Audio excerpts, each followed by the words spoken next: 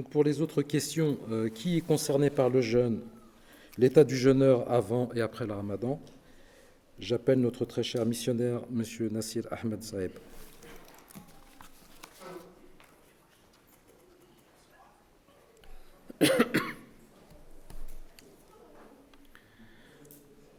A'udhu billahi minash shaitanir rajim. Bismillahir rahmanir rahim. Assalamu alaikum wa rahmatullahi wa barakatuhu.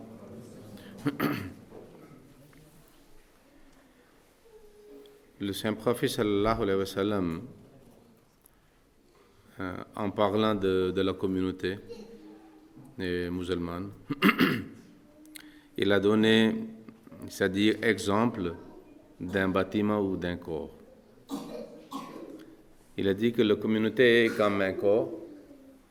Si dans un organe quelconque ou dans une partie du corps quelconque, il y a un problème, le corps entier souffre. Et puis il a dit que le cas de la communauté est comme un cas d'un bâtiment, dont chaque brique soutient l'autre.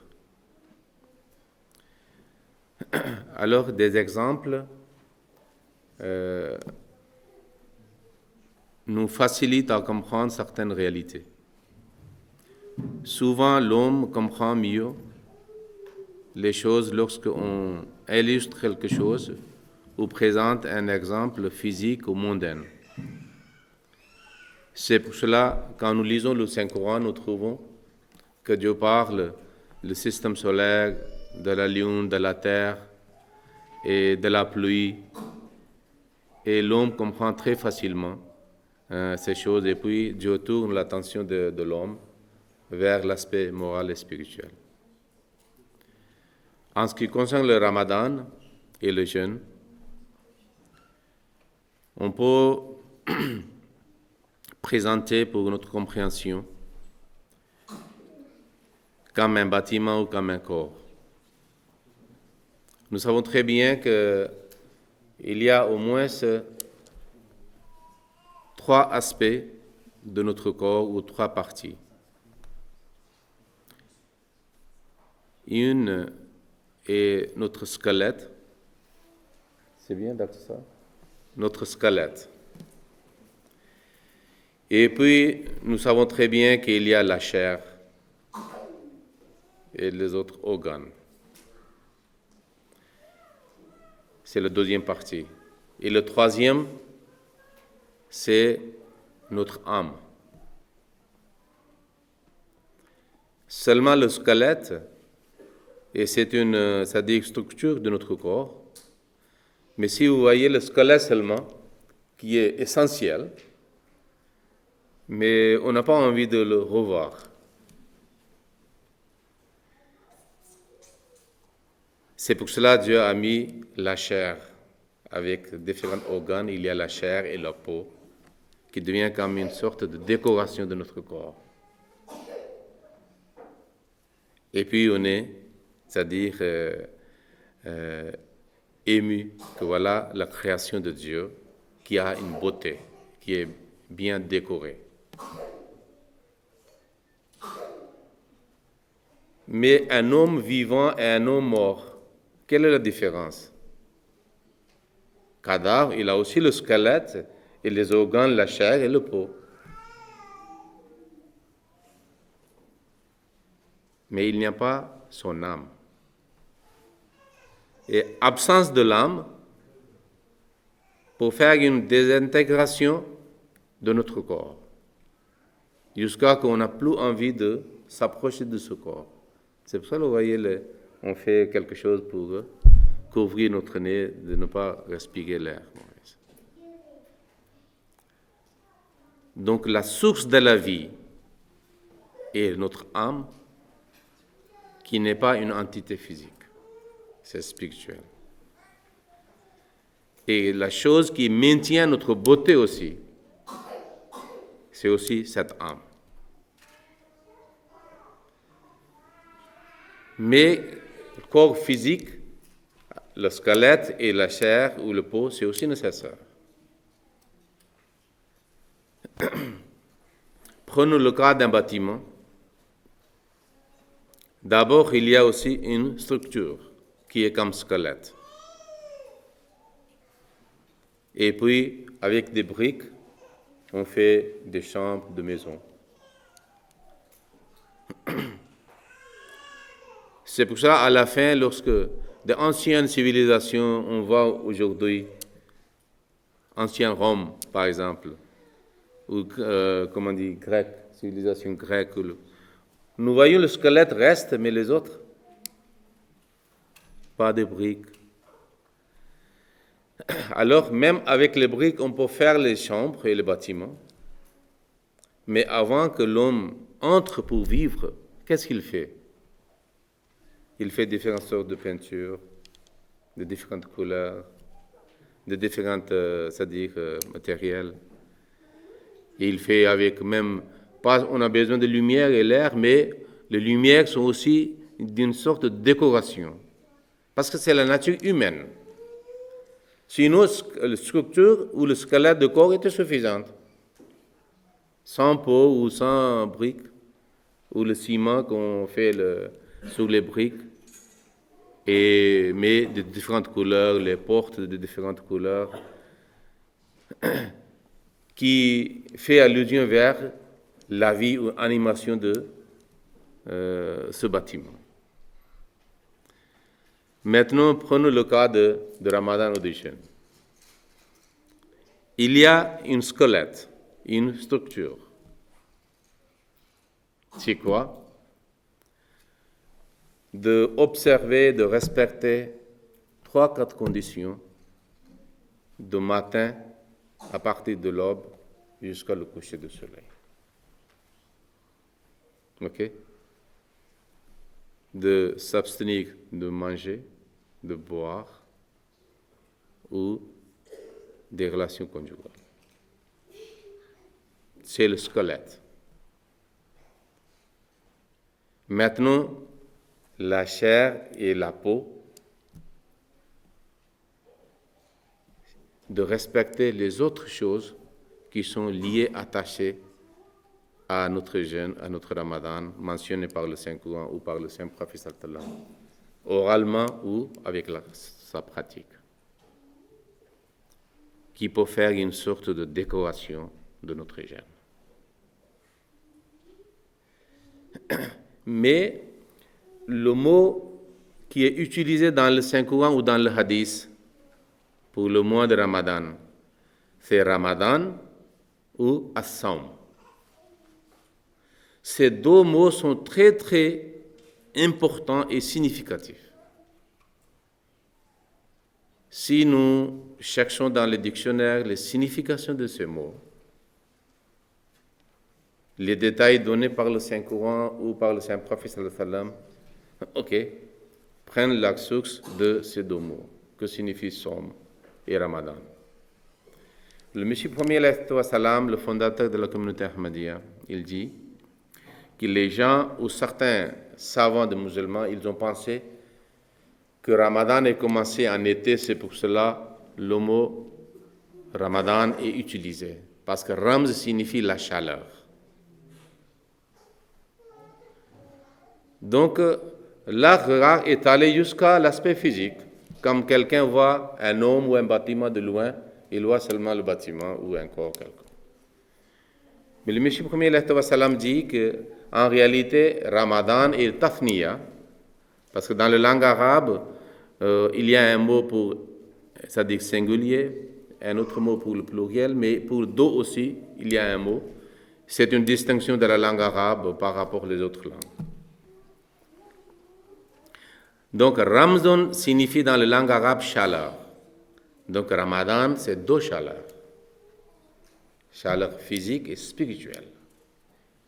Donc, il a fait allusion vers la chaleur spirituelle qui est beaucoup plus importante. Et nous savons très bien, scientifiquement, que la chaleur peut être transformée en énergie avec laquelle le moteur marche. La machine marche. Qui est beaucoup plus important.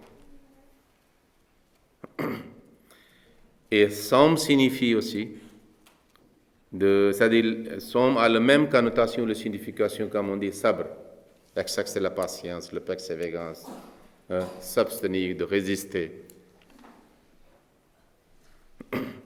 Alors, le saint prophète sallallahu alayhi wa sallam a expliqué comment il faut appliquer ces significations lorsque vous commencez votre ramadan.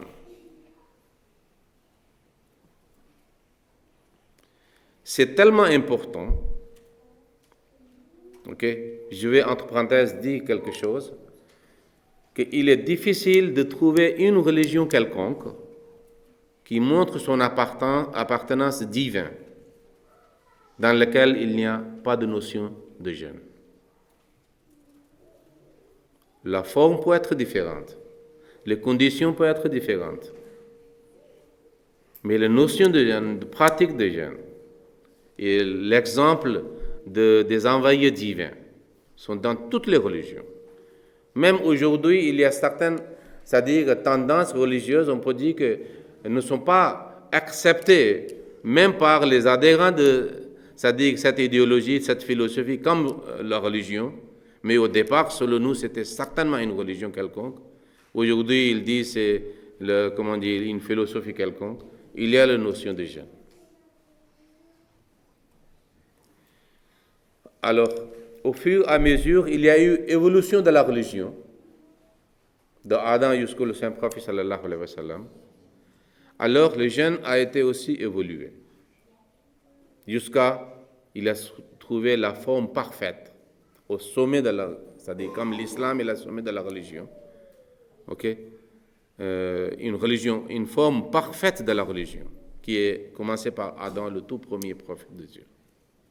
Ainsi, tous les actes d'adoration ont eu une évolution jusqu'à la perfection à l'arrivée de l'islam au sein de l'islam.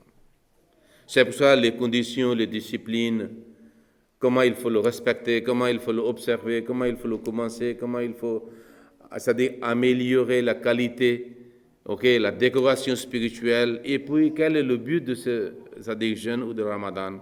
Tout est mentionné en détail en islam, qu'on ne trouve pas ailleurs.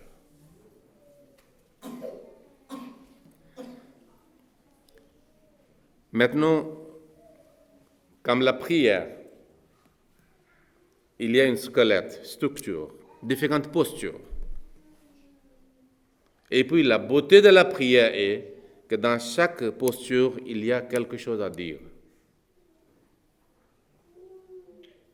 qui correspond à cette posture. Mais comment il faut donner la vie à cette prière? C'est que votre prière, ce que vous faites par votre corps, ce que vous dites par votre langue, ça passe par votre cœur aussi. Votre cœur aussi se trouve dans différentes postures, dans différentes prières. Ainsi, votre prière est une prière vivante qui peut nous accorder et mériter le but ou l'objectif de cette prière. Cela est beaucoup plus essentiel, même si le squelette ou la structure est essentielle. Sinon, on ne peut pas tenir quelque chose, on ne peut pas avoir quelque chose. Mais le but n'est pas. Vous voyez, vous construisez une maison, le but c'est quoi? Que cette maison soit habitée. Mais s'il n'y a pas la vie, à quoi ça sert?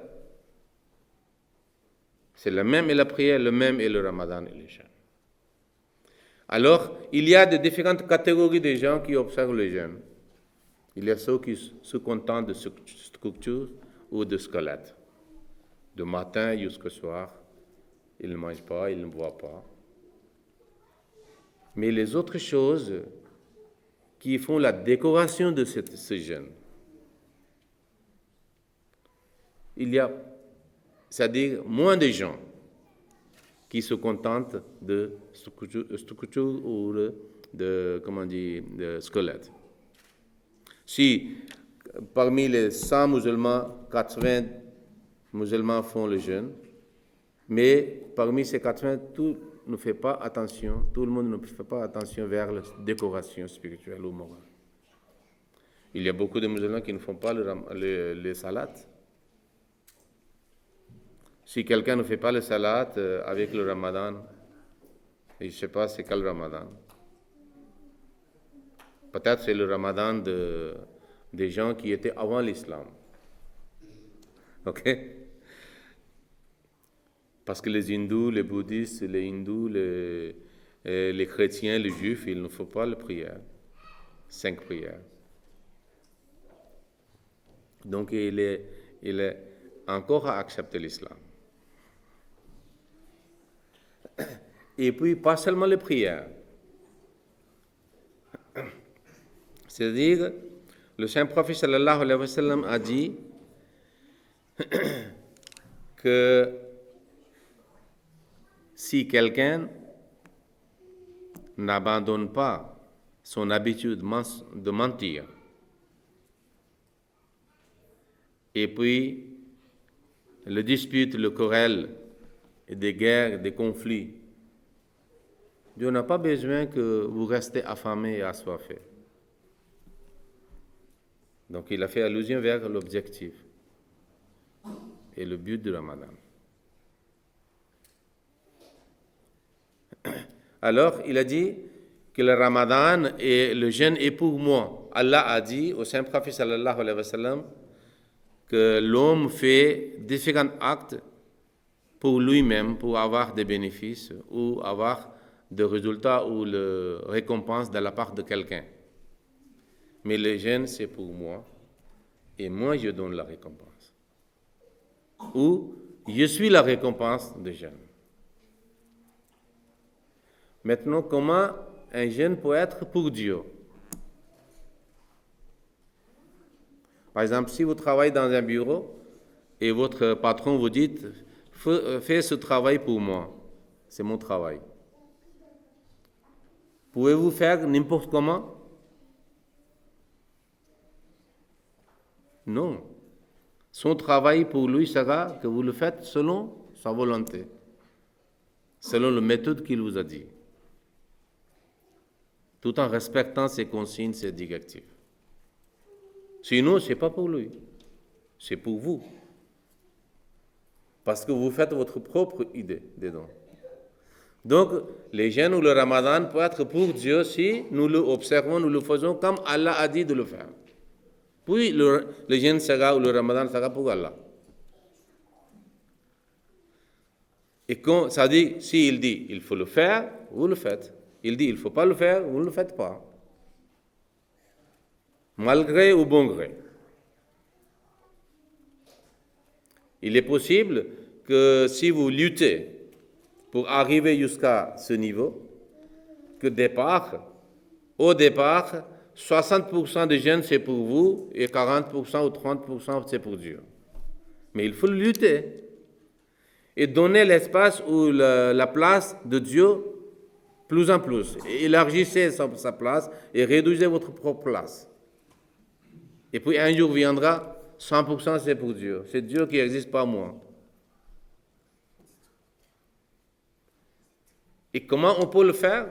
Le saint prophète sallallahu alayhi wa sallam a utilisé le mot, vous voyez, des fois, nous suivons une signification et la compréhension traditionnelle, orthodoxe. On répète la même signification, la même compréhension, que depuis 5, 6, 10 siècles, certains savants sont en train d'écrire, on dit la même chose. Des fois, on ne réfléchit pas pourquoi le saint prophète a utilisé tel et tel mot. Et des fois, on traduit le mot que le saint prophète a utilisé de façon différente, mais avec une orientation ancienne, c'est-à-dire utilisée dans les autres mots. Et puis, lisons le Saint-Coran. Lorsque Dieu dit quelque chose, et à la fin, il fait une conclusion de ce verset. Des fois, à la fin, il utilise les attributs de Dieu, à la fin du verset. C'est très, très significatif. Pour les gens, il dit à la fin, la'allakum tattaqun. Ok? Maintenant, quelqu'un peut dire enfin que vous ayez la crainte d'Allah. Mais le mot crainte, des fois, pour effrayer les gens. Ok? On est obligé d'utiliser un mot pour traduire. C'est vrai. Mais la porte de compréhension et la diversité de signification n'est pas fermée. En réalité, cela signifie que nous ayons un moyen de nous protéger. Parce que le mot, la racine de ce mot, ok, est comme on utilise bouclier pour se protéger contre les assauts et les attaques de notre ennemi. Donc, Ramadan ou le jeûne devient bouclier pour nous contre qui? Pas nos amis, contre notre ennemi. Et qui est l'ennemi de la vie spirituelle et le progrès spirituel? Satan. Donc cela signifie, nous faisons le jeûne et le Ramadan pour Dieu. Comment? Selon ces enseignements que nous devons le faire. Et puis notre Ramadan sera protégé. Et puis nous allons avoir la protection divine contre les assauts de notre ennemi. Le Saint-Prophète, et comment on peut avoir ça, ou un changement? Que plus en plus le jeûne divin et moins jeûne personnel. Jusqu'à que Dieu dit, moi je suis votre récompense. Le Saint-Prophète sallallahu alayhi wa sallam a dit, Iza dakhala shahru ramadana. Quand le mois de Ramadan entre, souvent on dit, ça veut dire commence. Mais le Saint-Prophète pouvait utiliser le mot bada quand le Ramadan commence. Pourquoi il a dit dakhala? Entre. Le Ramadan entre où?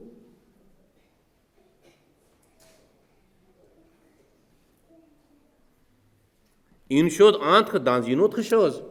C'est pas comme ça, on dit le mot entrer en français. Et dakhala aussi. Vous entrez dans la mosquée, dakhalta fil masjid. Ça veut dire, le jeûne ou le Ramadan entre en nous. Donc, quand une chose étrangère entre dans une autre chose, vous ne pensez pas qu'il y aurait un changement dans les choses dans lesquelles il est entré? Certainement. Dans un village où il y a tous sont par exemple, les Français, par exemple, prenons le cas. Aucun étranger. Et tout à coup, quelqu'un voit un étranger avec les valises. Tout le monde va se parler, non? C'est vrai. C'est la même chose dans votre quartier, par exemple, dans un pays, dans un village algérien ou marocain ou africain. Un autre qui a un teint différent ou l'apparence différente, avec le chaloir, chemise, moi j'entre. Tout le monde dit, c'est qui celui-ci? Oui. Même dans la réflexion, les pensées des gens, c'est perturbé et changé. Alors, Ramadan a ses propriétés, ses qualités, ses goûts, ses teints, ses couleurs,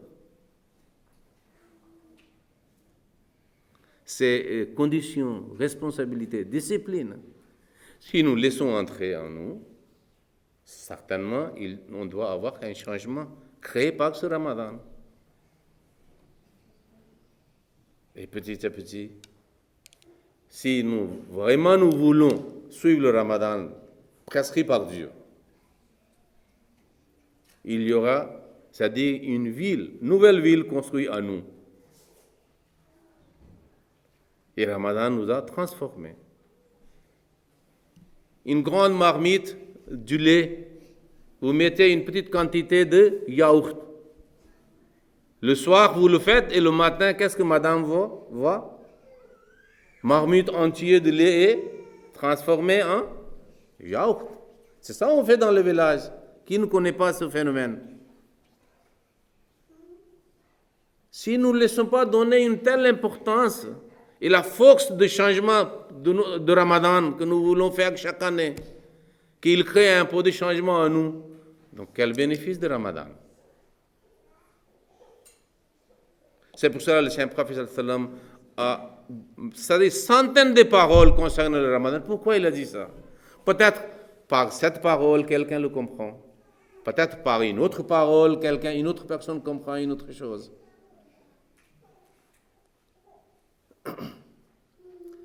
C'est le Ramadan, lorsqu'il est entré, où nous laissons entrer en nous, qu'est-ce que ce Ramadan fera? Le Satan sera enchaîné. Et les portes de l'enfer seront fermées. et les portes de paradis seront ouvertes. Mais si le Ramadan vient, il frappe la porte. Ok, on va des fois dans telle et telle fenêtre, on ne veut pas ouvrir, laisser entrer Ramadan.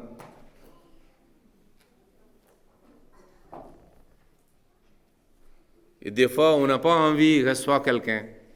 Qu'est-ce qu'on fait? Si le téléphone, il dit, oh, je suis occupé, je vais au travail, telle et telle heure, après on va voir. Mais s'il vient par la force à la porte, vous faites quelque chose pour éviter la réception. Il vous entrez, vous le sortez pour montrer que je suis occupé. Beaucoup de gens font comme ça pour le Ramadan aussi. Et si nous ne voulons pas, si nous laissons entrer, à bon gré, nous sommes contents qu'il est venu. Soyez le bienvenu. On prépare.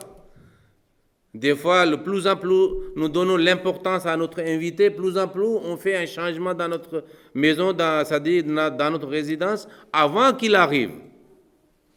On rend propre. OK? Quand il entre, c'est parfumé, bonne odeur. On prépare le repas, qu'il pense qu'il aime tel et tel repas si nous le connaissons. Mais chaque année, Ramadan vient, nous devons savoir comment est-ce. Qu'est-ce qu'il préfère? Et puis Ramadan, invité est aussi content, visiteur est aussi content. Nous sommes aussi contents, plus en plus qu'il reste chez nous. C'est pas qu'après quelques minutes, il a dit, ok, je vais sortir, je reviens, vous fermez la porte de façon que nous ne revenez pas. Hein. Le Messie premier a utilisé pour ce scénario que j'ai présenté devant vous. Il a dit, Ramadan est un visiteur, est un invité de Dieu pour nous. Honorer et respecter cet invité de Dieu.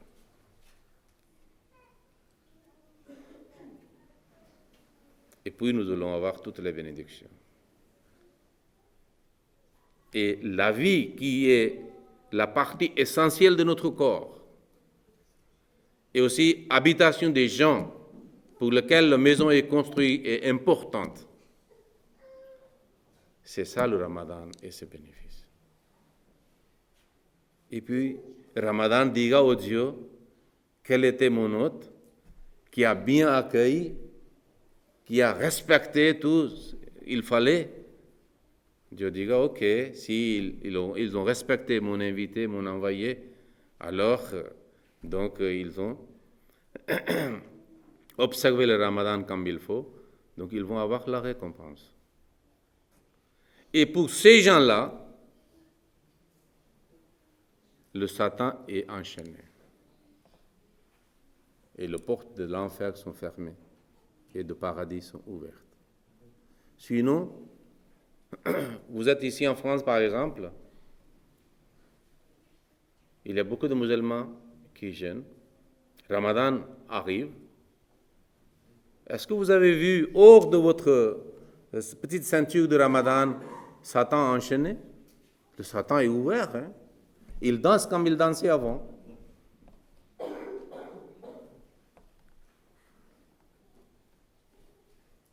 Chacun a son Satan, comme le saint prophète sallallahu alayhi wa sallam a dit.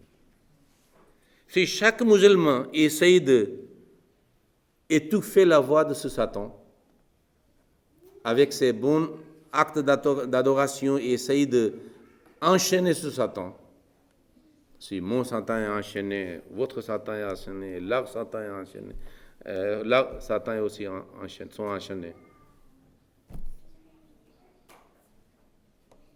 Sinon, c'est ouvert. Malheureusement, je ne sais pas, j'ai entendu parler, si vous avez vu, peut-être que vous observez la vie des musulmans de la ville ou du pays. Il a dit que malheureusement, il y a certains musulmans qui font l'iftar avec le boisson qui n'est pas digne d'être mentionné. Donc, laissons entrer le Ramadan en nous. Plus en plus il est entré, plus en plus on va créer un changement à nous. Et puis ce sera le jeûne. As-sawmu li wa ana ajzi bihi ou ujza bihi. que le jeûne est pour moi, je donnerai la récompense ou je serai la récompense. Jazakumullah.